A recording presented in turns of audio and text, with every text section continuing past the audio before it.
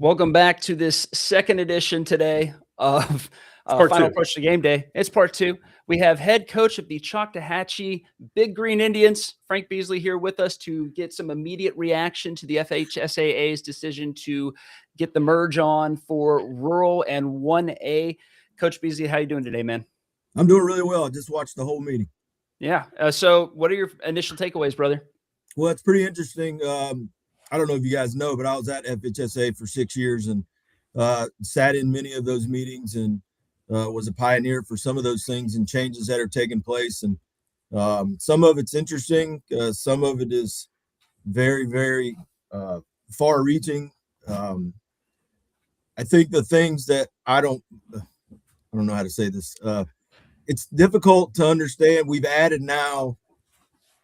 So we now have 7 state champions, regular state champions. We have an open class state champion who's going to be the top 8 ranked team in our state.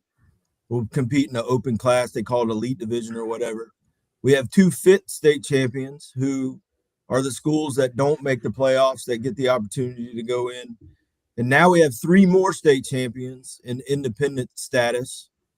So that's 13 state champions in the state of Florida, which is, in theory, California has that many, and, it may be okay.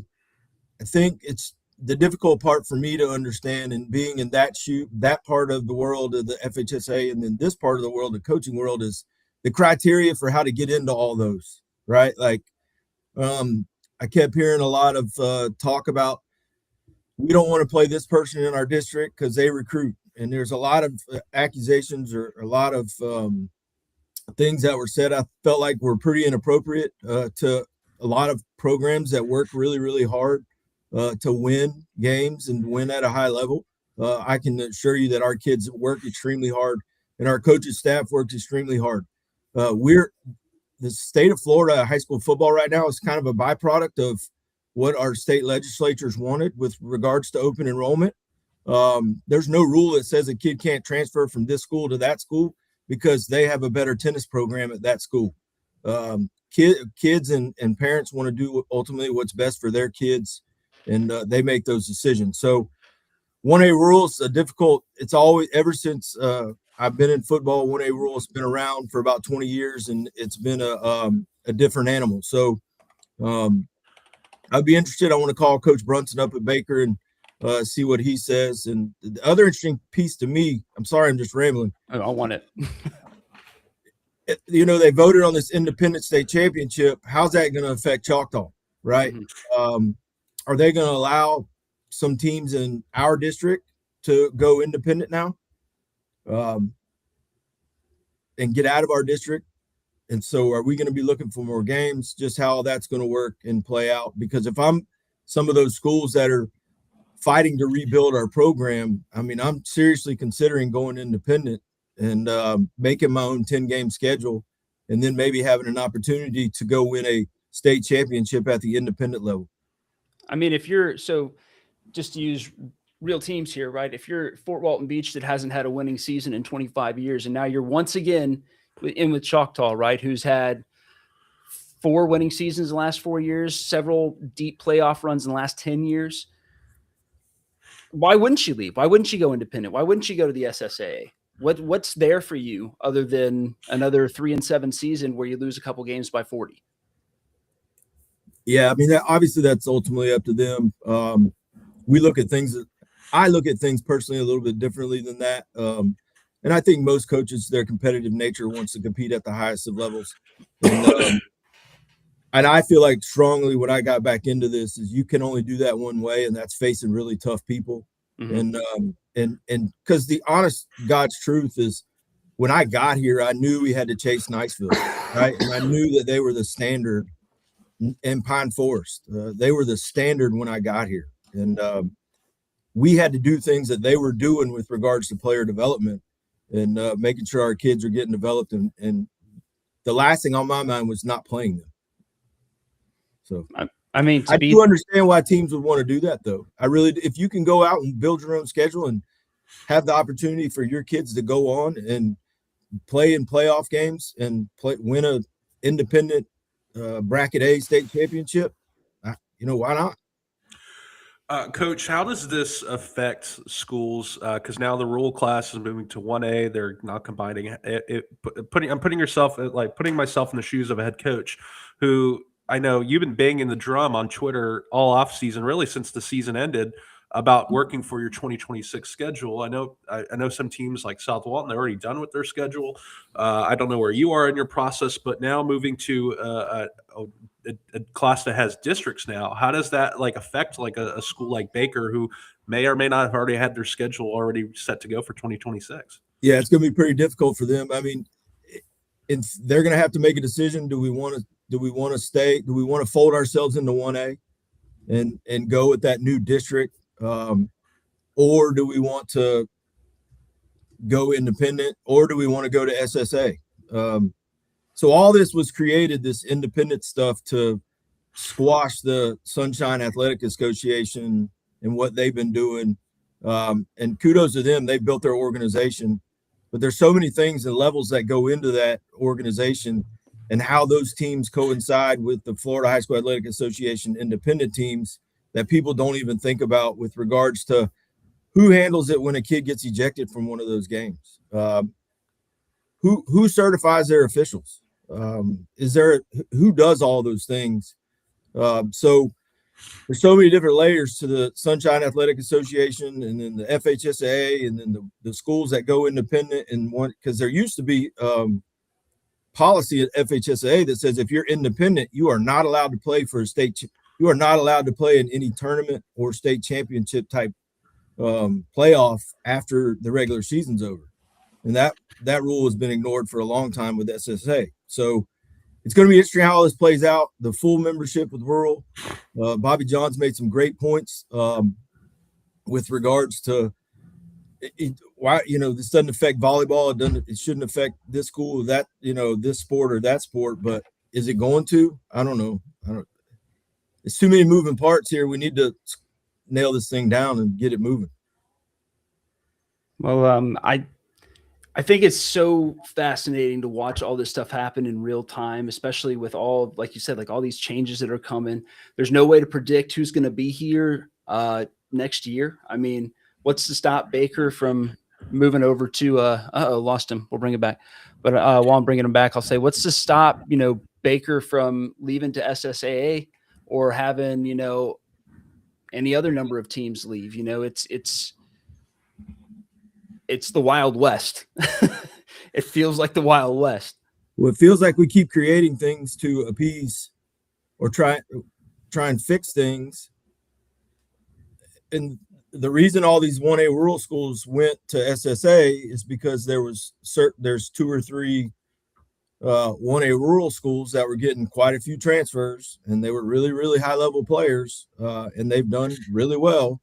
But we could say, or everybody could sit around and say they're recruiting or whatever, right? But my experiences with Hawthorne, right? Like Hawthorne is 30 minutes from Gainesville. Kids can drive to Hawthorne High School and play for Cornelius Ingram, and they've had a lot of success. And you can't blame kids or parents for wanting their kids to go play for him because they've done a really good job of developing guys and moving guys to the next level. So, our state legislatures, our people that run our state, have created a system of open enrollment, and this is where we sit. And we have to stop at some point trying to create new championships for everybody, because everybody don't get a trophy. I don't mind if everyone gets a trophy, but we can't just keep creating. I didn't like playing American Heritage out of Fort Lauderdale, right? That wasn't my first choice. Yeah, fair enough. But we did it because that's what they told us to do, and we're going to go do it. In a perfect world, how would you rein in this transfer open enrollment thing? Because I know this is during the meeting they said that this is an issue that's been caused by football. It's not other sports. It's football only. So how can in Frank Beasley's perfect world, how would you control this? Because this seems to be an issue that's getting worse and worse as time goes on. Mm-hmm. And it's trickling down from the college level. It's to our level. High school coaches don't like it. Guys come, you have open seats, they can come. right? I don't, and programs get to a point where they, we're developing kids and moving kids to the next level. And, kids want to come here or come to there or go here or go there. That's just the way there's no putting the toothpaste back in the tube. You can't do it. So the state legislature is very clear with regards to what they want, and they want students and parents to have choice in their school, and they want students and parents to have opportunities to compete in athletics and let them choose what school they want to go to. Hence, you can go to Choctaw High School and play lacrosse at Fort Walton. Well, back when I was growing up, that was crazy talk, but you can do that now, right? So charter schools, private schools, schools that don't offer sports. You can be an online student and go to any school you want if they have open seats. It's craziness, but you're not going to. You just have to at some point go, you know what? Like I really thought the Metro Suburban deal was pretty good because it put more people on a level playing field with regards to population, because I say this all the time. There's however many millions of people in the Miami and Fort Lauderdale area, and then there's however many millions of people between Pensacola and Tallahassee, and we could put our best together and they could put their best together, and they're going to beat us every day. Just they got more people. They got more people to choose from. Yeah. Mm-hmm. Right on. Well, Coach Beasley, I think that's all the questions I got. You got anything else, Colin?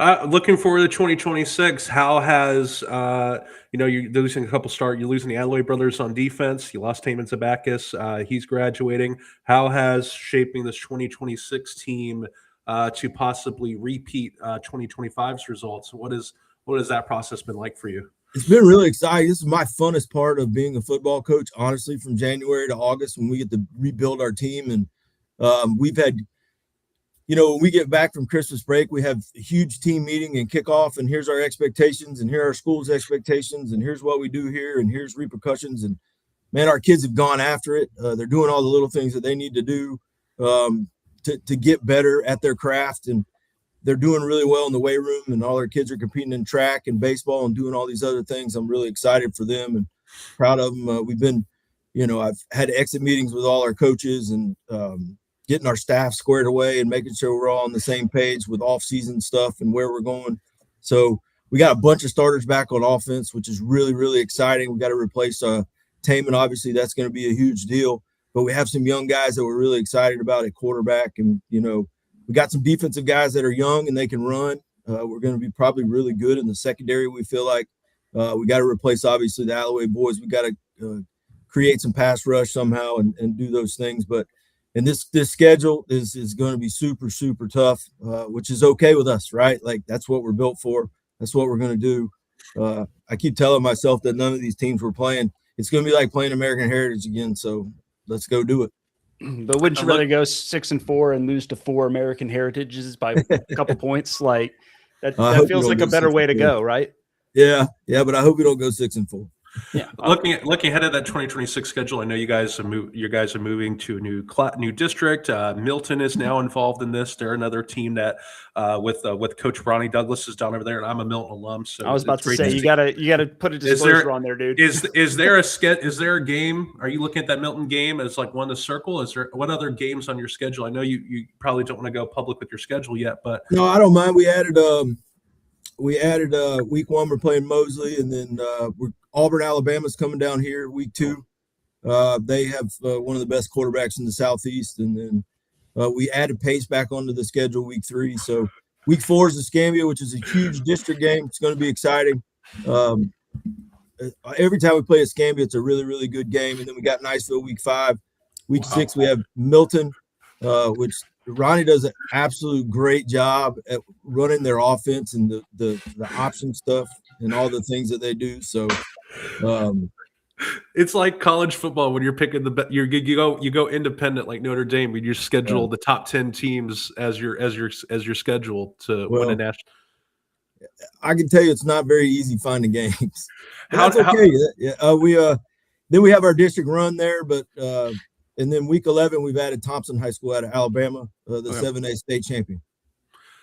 How do you prepare? Like, because you said you have pace in the schedule, and I hope you blow them out by 50. Oh. That's the Milton kid in me. But how do you stop a kid like Mikael Williams, who arguably is probably one of the best running backs in Northwest Florida? How do you plan on attacking that matchup with your Choctaw defense? Well, you got to be really good up front on both sides of the ball to compete against the schedule that we have, and we always put a premium on being good on offensive line, defensive line. We got to make sure we shore that up front, and our program starts and stops in our weight room and the things that we do in there. So, really to play against a great running back like him, we're excited about the opportunity, and really just playing good sound defense, tackling him to the ground is going to be difficult. But the good thing is we get to face our own big backs every week in Vaughn and Dante Whitby and Carter Morocco, and all those guys are coming back for us. So our defense will be well prepared on how to tackle running backs, I'm sure.